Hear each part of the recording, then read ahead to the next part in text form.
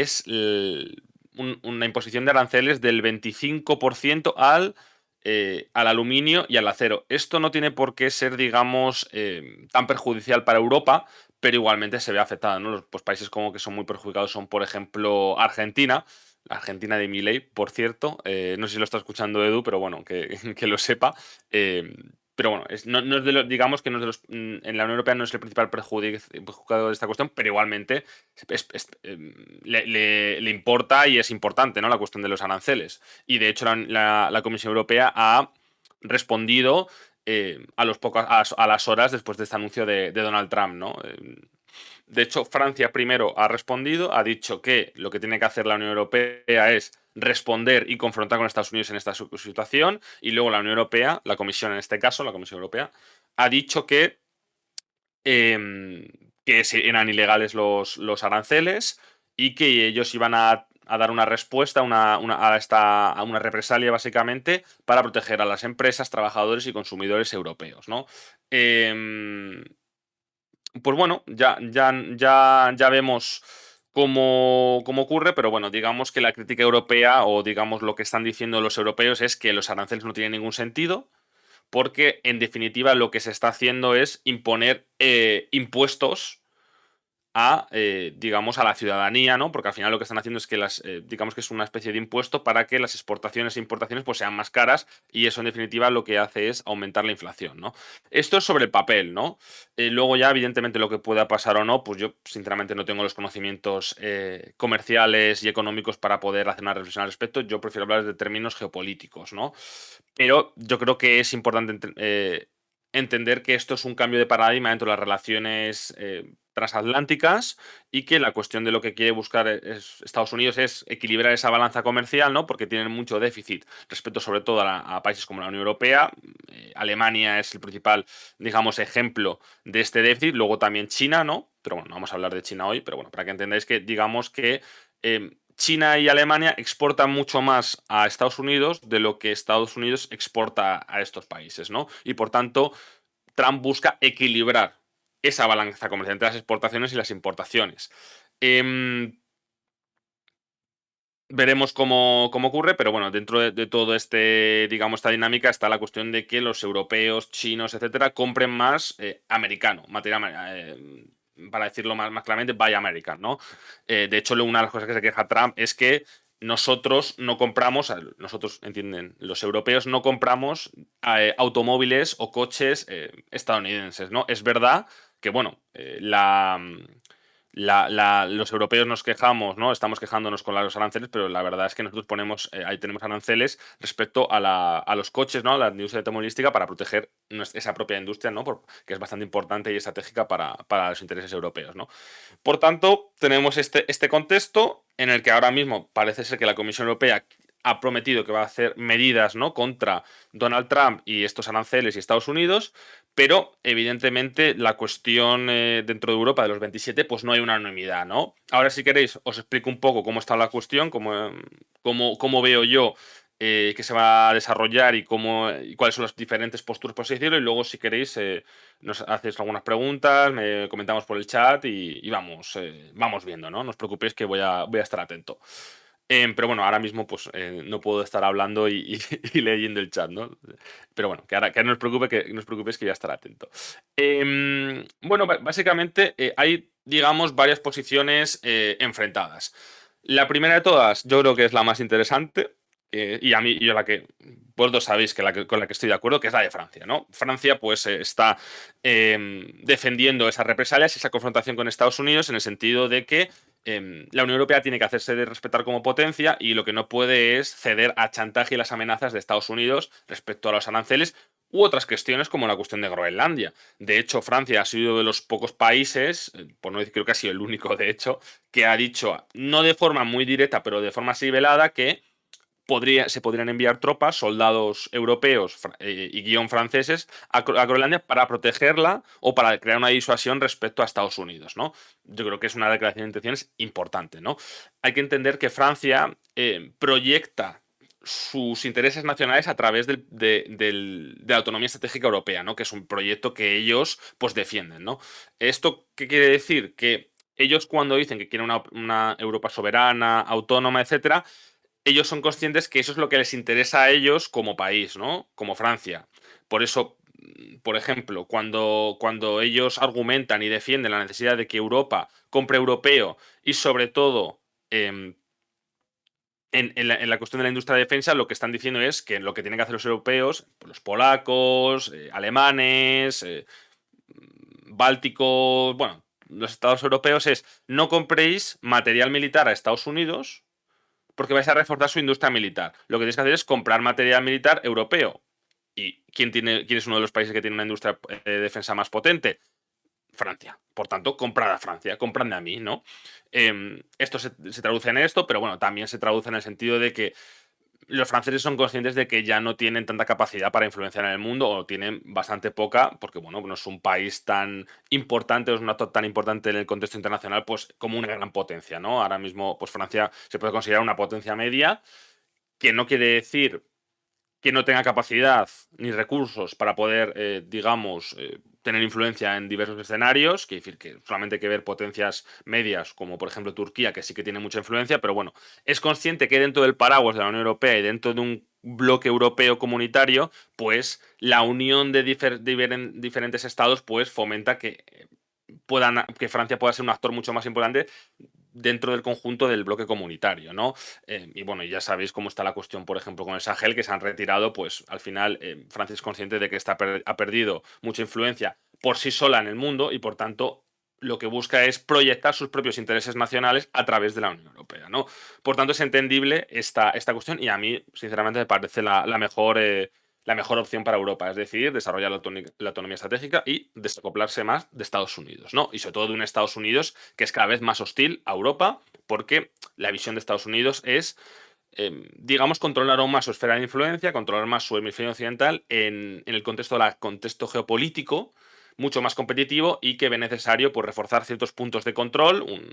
Por ejemplo, Groenlandia es un caso, y que, básicamente, y decirlo bastante llanamente para que lo entendáis, que los europeos seamos mucho más vasallos de Estados Unidos por los intereses de Estados Unidos. Es decir, digamos que que juguemos mucho más a sus intereses y que seamos más seguidistas en ese sentido, ¿no? Y eso así nos ven básicamente en Washington. Y yo por eso yo no creo que esa sea la mejor noticia para Europa, ¿no? Vamos, esa es mi opinión. Luego, pues, evidentemente, hay los estados que están buscando un apaciguamiento con Estados Unidos, que básicamente, ¿qué quiero decir con ese apaciguamiento? Que están intentando a ver si no hay una guerra comercial con Estados Unidos respecto a los aranceles. Estos son, pues, por ejemplo, son los finlandeses, los austríacos, los belgas, todos estos países, ¿no? Los bálticos y los polacos, evidentemente también, pero yo creo que merecen un capítulo aparte, que lo mencionaré, que básicamente están diciendo, oye, no hagamos una guerra comercial porque no beneficia a nadie. Ni beneficia a Estados Unidos, ni beneficia a Europa. Lo que hay que hacer es intentar, pues bueno, compensar esa balanza comercial, pues bueno, pues compremos gas natural licuado a Estados Unidos o incluso más material militar a Estados Unidos. Es decir, que la cuestión es intentar de alguna manera apaciguar mediante algún cierto acuerdo a Trump para que no, digamos, que no apriete el botón rojo de la guerra comercial, ¿no? En mi opinión, yo creo que esto es un error porque no vas a apaciguar a Estados Unidos. Yo creo que lo tienen bastante claro. Y para apaciguar, entre comillas, a Estados Unidos, lo que vas a tener que es ceder mucho a Washington. Porque eso es lo que ya buscan. Lo que ya buscan no es, digamos, un socio en igualdad de condiciones. Lo que buscan es, como he dicho, un subalterno. Si quieres ceder aún más tu soberanía y debes ser más, incluso parte de tu bienestar económico para intentar contentar a Estados Unidos, bueno, esa es tu decisión, pero me parece un error. Vamos, en mi opinión. Y luego está, evidentemente, la posición mucho más, yo no diría apaciguadora, ya le digo, es de alienamiento total con Estados Unidos. Y estos son, pues sobre todo Polonia y los Bálticos. De hecho, los Bálticos lo que están diciendo es que no pasa nada, que bueno, que si Estados Unidos es nuestro socio, que es nuestro aliado estratégico y tiene que seguir siéndolo, y que básicamente que, pues si quiere Estados Unidos que le compremos más gas natural licuado, le compramos más gas natural licuado, le compramos más material militar, y que si el problema también es la industria automovilística, pues lo que hay que hacer es un acuerdo de libre comercio para que digamos que nosotros comprarles más vehículos, ¿no? Estadounidenses, los europeos.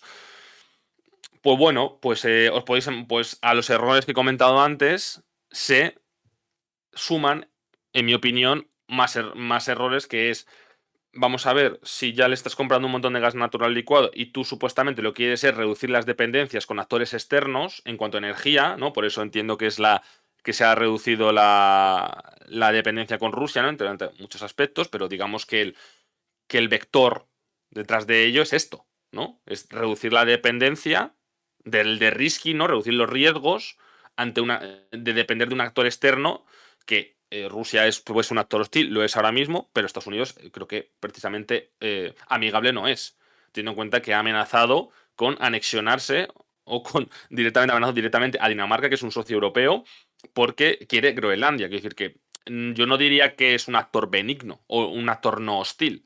Por tanto, estás aumentando tu dependencia de ese tipo, de un actor así, y además que tiene mucho poder sobre ti. Y luego, con respecto al material militar, de comprar material militar a Estados Unidos, pues es que lo que yo creo que es bastante claro. Si le compras material militar a Estados Unidos, lo que estás haciendo es debilitar tu propia industria de defensa. Porque lo que estás haciendo es quitarles clientes y los productos que están haciendo tu industria militar de defensa, pues no los vas a comprar, se los vas a comprar a Estados Unidos. Y además, todo hay que decirlo, tú lo que le compras a Estados Unidos, luego Estados Unidos tiene cláusulas para que tú puedas utilizarlos o no en diversos escenarios. Quiere decir, si tú compras F-35, los cazas, Estados Unidos tiene la capacidad de decir, no, yo no quiero que utilices estos cazas para estas cosas. O que no quiero, o que ellos tienen cierto control sobre estos cazas, sobre el uso de estos cazas. Por tanto, estás a expensas de lo que te digan ellos. Que si esto es muy esto ha pasado con la cuestión de, por ejemplo, Alemania y los Leopard, que hasta que Alemania no dio la luz verde para enviar los Leopard a Ucrania, no se enviaron. Realmente, porque muchos países de Europa tenían Leopards, pero digamos que la última palabra la tenía Alemania. Pues esto es igual. Pues imaginaos, con un actor como Estados Unidos, estás jugando en detrimento de tu capacidad estratégica. Bueno, esa digamos que es el mood, ¿no? Luego, pues hay países, pues bueno, no he mencionado Alemania, por ejemplo, que bueno, evidentemente, hasta que no sepamos los resultados de las elecciones, que son el 23 de febrero, recordamos que haremos directo especial, lo vuelvo a recordar, pues a ver por dónde tira el nuevo gobierno alemán, que se entiende que será Friedrich Merz quien liderará este gobierno, a ver qué apoyos tiene, a ver qué política tiene, porque claro, supuestamente Friedrich Merz pues está teniendo un cierto discurso europeísta, ¿no? Hay que reforzar la industria de defensa, hay que voy a volver a reforzar el eje franco-alemán, voy a hablar con mucho con los estados europeos, es decir, que ejercer cierto liderazgo también en torno a un proyecto de Unión Europea, ¿no? Em, claro, esto es lo que dice, pero luego también Alemania es consciente de que, o sea, o los alemanes, Friedrich Merz es consciente de que no se puede despegar tampoco de Estados Unidos demasiado y que sobre todo que, digamos que yo no sé si no sé si Merz, en este caso, va a querer, o Alemania, los alemanes van a querer, digamos, sufrir el coste de enfadar, entre comillas, a Estados Unidos. Quiere decir, porque Alemania, como he dicho antes, es de los principales países que tiene un gran déficit con Estados Unidos, y luego hay otras cuestiones como el presupuesto de defensa, que lo tiene muy bajo según los americanos, bueno, y diversas otras cuestiones, ¿no? Que pueden, digamos, generar una reacción hostil en Estados Unidos. La cuestión es, ¿tú estás dispuesto a ceder o estás dispuesto a asumir el golpe sabiendo que en el medio y largo plazo pues, es la decisión estratégicamente más correcta? No lo sé. Yo personalmente, yo creo que Alemania va a tener una política ambivalente. Y claro, sería bueno que no sea así, que de verdad que si Alemania apuesta por la autonomía estratégica junto con Francia y otros países, porque es muy necesario que haya otros países, pues yo creo que el camino sí que se puede ir labrando al medio largo plazo, ¿no?